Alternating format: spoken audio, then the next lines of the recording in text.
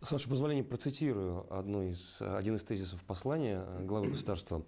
Люди, которые вкладывают свои деньги в строительство жилья, должны быть надежно защищены. От долевого строительства нужно поэтапно переходить на проектное финансирование, когда риски берут на себя застройщики и банки, а не граждане. Я сейчас перехожу на тему, которая для нас, для нашей республики, в том числе является одной из достаточно болезненных. Это тема недостроев, долгостроев и так называемых обманутых дольщиков. Вот как вы считаете, отказ от долевой схемы, о которой так много говорят, спорят, есть разные мнения, позволит ли она избавиться от проблемы ныне существующей? И не приведет ли это к снижению объемов жилья, строительства жилья и, соответственно, росту стоимости?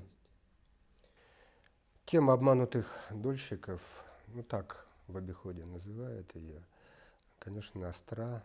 И я могу сказать, что обманули не только граждан республики, но обманули в том числе застройщики и власть. И в данном случае мы солидарны с теми людьми, которые на сегодняшний день пострадали в результате вот этих вот схем, иногда пирамид финансовых, и мы чувствуем себя тоже обманутыми. И кроме того, для власти это огромная нагрузка, и финансовая, и организационная, и моральная в том числе, потому что каждый день порой угрожает протестными акциями, голодовками. Я вчера вел переговоры, правда телефонные, с возможными участниками различных протестных акций. Вы лично общаетесь? Конечно. И я хочу сказать, что я точно так же переживаю, как и эти люди. Это просто несчастье, общее несчастье и общая такая большая и крупная проблема, которую создали нам застройщики. Причины в том числе и потому, что в стране действительно глобально развита система долевого строительства. В мире таких масштабов долевого строительства нет. Обычная схема реализована там, застройщик идет в банк берет кредит, на кредитные ресурсы строит жилье, готовое жилье продает. И, собственно говоря, так достаточно легко распоряжаться деньгами застройщиков, законы разрешили, мне кажется, неоправданно.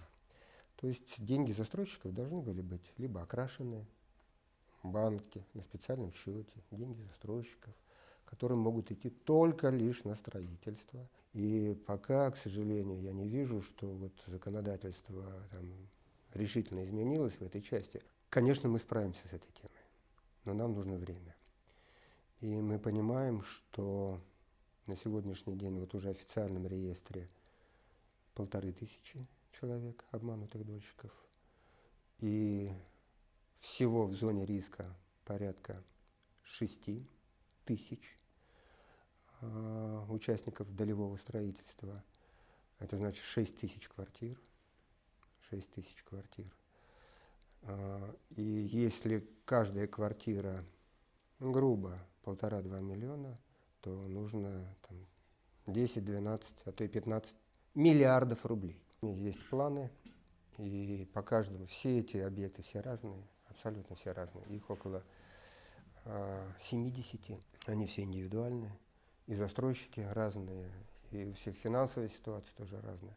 Но тем не менее анализ проведен, и мы сегодня уже и приступили, вообще говоря, еще в 2017 году к реализации программы по обманутым дольщикам, но в течение 2018 года мы примерно половину объектов доведем до ума.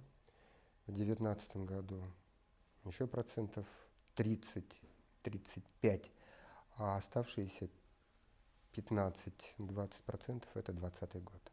Но наша задача людям жилье дать. Хотя масштаб проблемы вот такой. И, конечно же, мы видим, к сожалению, и даже в этой ситуации спекуляции.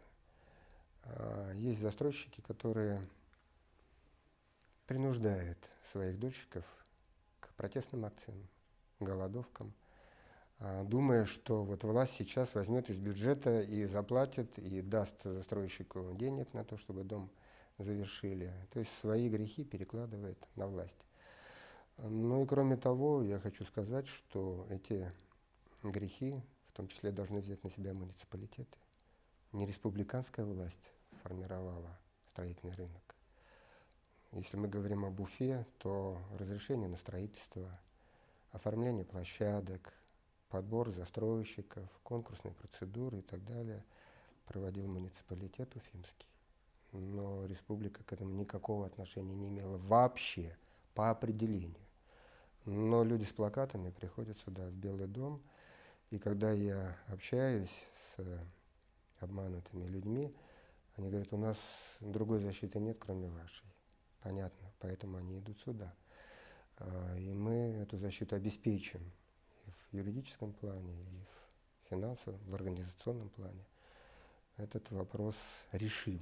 Решим. Мы обязаны его решить. У нас нет других вариантов действия. Но только нужно время.